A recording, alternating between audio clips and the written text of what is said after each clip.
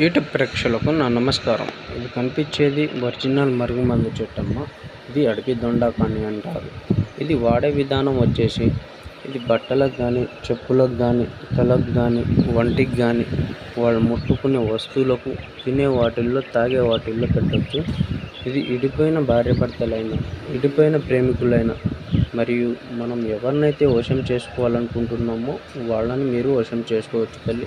మీ భర్త కానీ మీ మాట వినకపోయినా, మీ పిల్లలు కానీ మీ మాట వినకపోయినా, అత్త కోడల మధ్యలో గొడవలు ఉన్నా కానీ, తోటి కోడలతోటి గొడవలు ఉన్నా కానీ, అన్నతమ్ముల మధ్యలో గొడవలు ఉన్నా కానీ, ఈ మరుగుమందు ద్వారా అనేది వాళ్ళని మీరు వశం చేసుకోవచ్చు తల్లి.